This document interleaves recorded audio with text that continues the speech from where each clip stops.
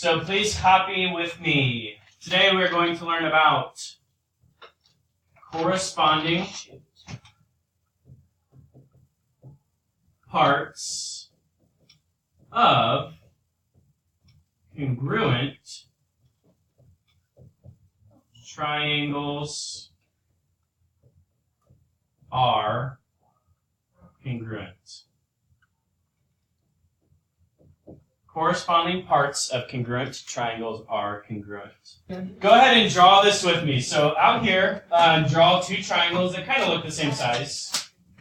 Well, draw them as close to the same size as you can. Now, you do need a lot of space to the right side, so just kind of draw it next to your Cpctc. And I'm going to say that this side is congruent to this side is congruent to this side, and this side is congruent to this side. So, can I prove that these triangles are congruent? Yeah. Yeah, by which shortcut? SSS. SSS. Now, if you remember back to like 3 lessons ago, it's been a while, how many parts does a triangle have? 6. 3 sides and 3 angles, right? 3 sides and 3 angles. But how many did we just talk about? 3. So we learned these things we called shortcuts. Miss Torres was here and she taught us about the shortcuts, right? We just so happen to know a shortcut that's SSS. But now that I've proved the triangle is congruent, what does that mean about all the angles as well? Yeah, even though I didn't know the angles, I didn't need the angles, I now know, because I've used this shortcut, that all of the corresponding angles are also congruent. So does that prove AA? So now, basically what this is saying, because I have proved that the triangles are congruent, all of their parts are also congruent. Does that make sense? So even though I knew nothing about this angle, and I knew nothing about this angle at the beginning, as long as you use one of the shortcuts, I now know that those angles have to be the same size. That's Cpctc. Alright, so what are we trying to prove in this picture? That the SSS Angle S is congruent to angle U. Look at those two angles. Do I currently know anything about angle S or anything about angle U? No. We have no idea how big those angles are or if they're the same size. So what we need to do, our plan here, we need to use one of our shortcuts that does work. And if I can use one of those shortcuts, then that means those angles are congruent because they're corresponding angles, right? Okay, so let's start off by marking our picture. What is something we can definitely mark in this picture? Reflexive side. So you do have this on your notes, so you can go ahead and mark that. It's on the front side, front right. Mark your reflexive side. So which big block am I going to be using? SSS. Yeah, so go ahead and find your SSS big block. So like I told you last class, I like to put like an S and or whatever it is down the left side, so I know that all of those need an input that's talking about the sides. So let's just, for ease of easiness, let's just go 1 tick mark, 2 tick marks, 3 tick marks. So which 2 segments have 1 tick mark? Good, so segment VS is congruent to segment UT. And how did I know that? Where did that 1 tick mark come from? Yeah, it was from the picture. It was there when I passed out the piece of paper to you, right? So, and it wasn't a given necessarily. There's no word that says given, blah, blah, blah, blah, blah, blah, blah, blah, blah. It's just, I looked at the picture, I saw there was a tick mark, so that means you need to find a little P square and then put that lined up next to the first side. Okay, what segments have 2 tick marks? ST is congruent to UV or VU, doesn't matter. And how did I know that? That was not marked in the picture when I got this problem. Oh wait, sorry, no, that one was. I'm getting ahead of myself. That one was also from what? That was just from the picture. So get another picture block. That's the input. That's where it came from. It came from the picture.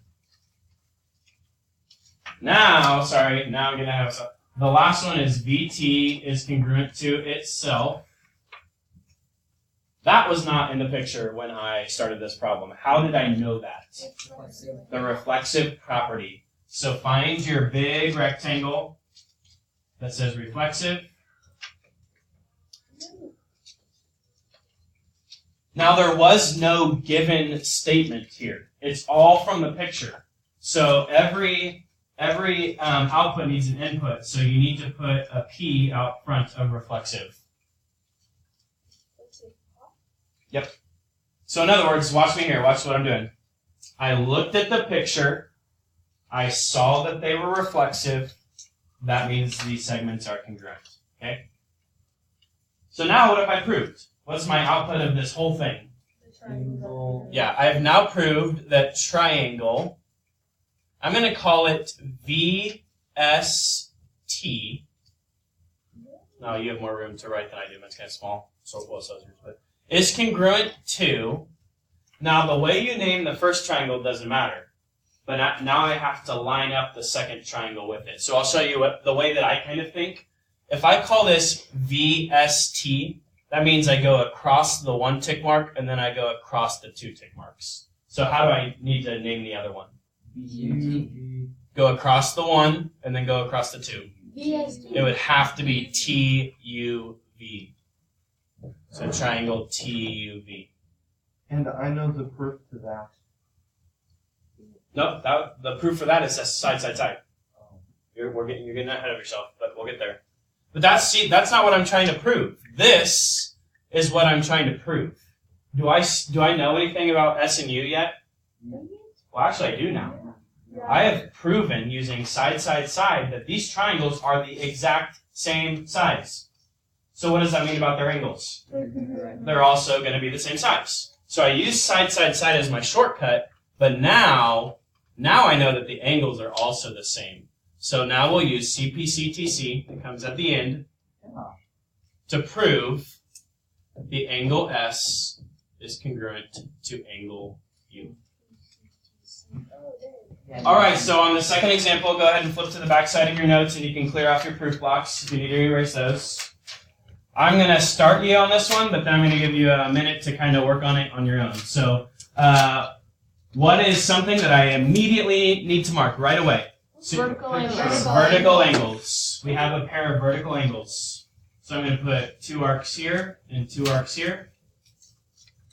So now find your big block, work backwards to prove it, and then finish it on out. I'll give you about 3-4 minutes to kind of work on this, and we'll go over it. So what is the first angle that we knew were congruent without a doubt? What are the first 2 angles? N and P. Angle N. And you can just call that angle N because that's the only angle coming off the vertex N is congruent to angle P. And how did we know that? It was from the picture. Okay, what's the next one that we knew to mark? Because we know this had, remember, like I said, I like to write S down the side, so you know what needs to go into that input. So we know we need another angle. Paul? Angle L and angle L. Okay, why can I not call that angle L? Correct. There's more than one angle coming off of L. When you say angle L, I don't know if you're talking about this angle, I don't know if you're talking about this angle, or this angle, or this angle. L has 4 angles. So that's where you need to use 3 points with L in the middle to describe which one. Okay? So I'm going to call the first one NLM is congruent to angle PLQ. So why don't you do Or it you to could L? call it QLP. As long as L is in the middle, doesn't matter. Yeah. So why don't you do it to the other angle? You can, but you don't need to because that's the only angle coming off of N, so you're just wasting your time. Well, how about the other angle? That's the only 2 angles that we're talking about. No, I mean like angle N. Angle There's N. that one angle, and then there's another angle. It's because that's the only angle going off of it. There's no other angles going off of it. There's only one angle that's attached to N, and it's that one right there. If I told you to come up to this picture and put your finger on angle N, where are you going to put your finger? You're going to take your finger and you're going to put it right here. That's the only one. But how about the other? But if I say angle L, I don't know which one you're talking about. It could be any of those 4. We learned that on the first day of school. Well, no, I mean, okay, so N. There's two angles right there. Outside. This is not an angle. Are you talking about like this? There's no line there. There is an exterior angle, but we never, in this class, we have never talked about an angle that is over 180 degrees.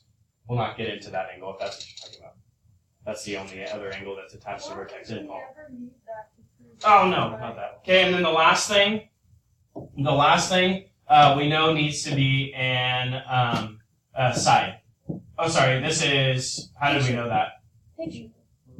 They are vertical angles. That was not marked in the picture. You have to have a reason for it. And that came from the picture. I looked at the picture, I saw that they were vertical, so they are congruent. And what's the segment that is down here? Good, so NM is congruent to PQ. And that was given to me by means of the picture. So what does AAS prove? That the triangles are congruent. So I'm going to call it NML is congruent to triangle. It would have to be called PQL. So if I call this one NML, I start at the arc, I go across the tick mark and end at the vertical angle. So start at the arc, go across the tick mark, and end at the vertical angles, PQL. So what's going to come after that? Cpctc. Now comes Cpctc. So even though I had no idea from the start, I had no idea about LM or LQ. I did not know if those sides were the same size. But now I've proven that the triangles are congruent using one of our shortcuts. So that means they are now the same size by Cpctc. So LM is congruent to LQ. What would you put in the vertical and Oh, let's go for it.